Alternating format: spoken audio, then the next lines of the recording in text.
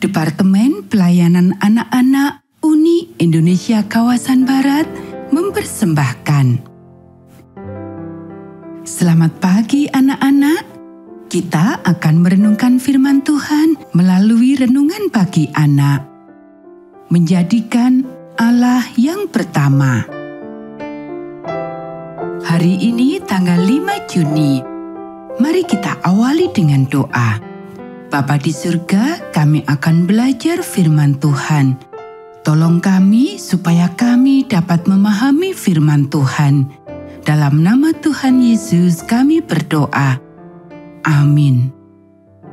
Anak-anak, ayat inti renungan pagi kita hari ini diambil dari kitab Mazmur pasal 37 ayat 5. Serahkanlah hidupmu kepada Tuhan dan percayalah kepadanya, dan Ia akan bertindak. Anak-anak, kalau ada orang menyerahkan hidupnya kepada Tuhan, kamilah 5 misionaris. Tuhan mengizinkan kami mempunyai kesusahan supaya kami percaya kepadanya. Ia memberikan kekuatan untuk melewatinya. 80 km dari Taung Dunyi, Saudara Kristensen melambaikan tangan kepada kami sambil menepikan mobilnya.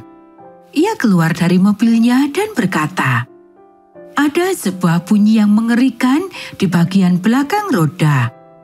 Coba kalian dengarkan saat saya menghidupkan mesinnya." Kami siap mendengarkan, tapi ia tak dapat menghidupkan mesin. Pinggiran roda lepas dari pesatnya. Kami terdiam beberapa saat. Kemudian Pendeta Melin berkata, "Saya punya ide. 2 mobil yang masih baik akan melanjutkan perjalanan ke Yenangyaon. Jauhnya hanya 40 km.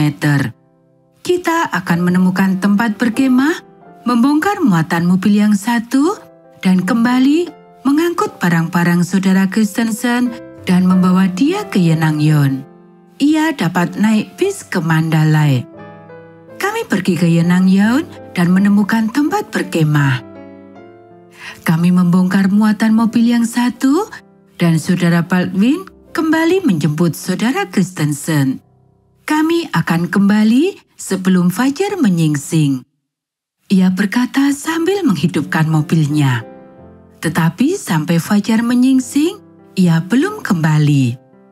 Pukul 9, pukul 10, tidak ada tanda-tanda kedatangannya. "Pasti sesuatu terjadi," kata Saudara Melin. "Ayo kita kembali dan lihat apa yang terjadi." Kami kembali dan mendapatkan mereka berdua di Magwe, sebuah kota kecil 40 km dari jalan besar. Mobil Saudara Baldwin menancap di pasir dan koplingnya terbakar. Jelas Saudara Kristensen. Jadi kami harus menariknya ke sini. Ada seorang reparasi sepeda yang mengatakan ia dapat memperbaiki kopling. Kami dapat melanjutkan perjalanan besok pagi. Saya berkata, "Berikan roda yang rusak itu." Saya melihat 2 bengkel di Yenangyaon, dan saya akan mengelaskan roda itu. Kembali kami pergi dan berhenti di bengkel yang pertama. "Maaf," kata pria itu, "tukang las saya cuti." Saya pergi ke bengkel kedua. "Maaf, tidak ada tukang las di kota ini.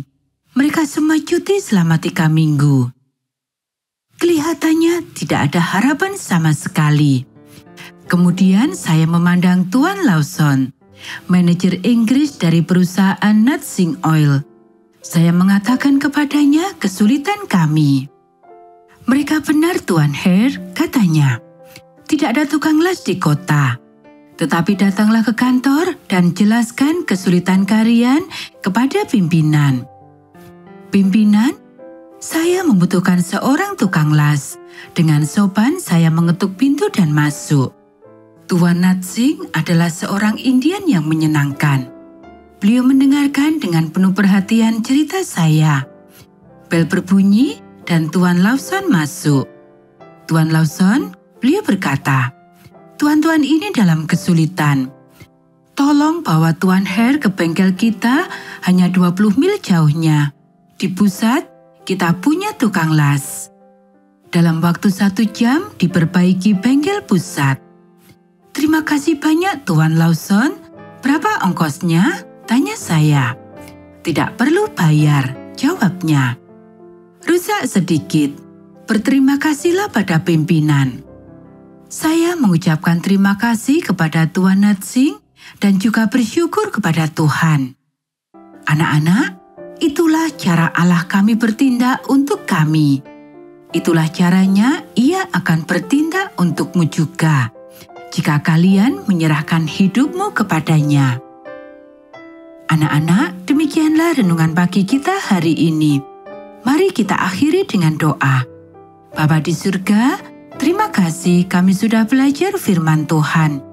Tolong kami untuk kami selalu menyerahkan hidup kami kepada Tuhan. Kiranya Tuhan memberkati kami hari ini saat kami belajar, bermain, dan membantu orang tua.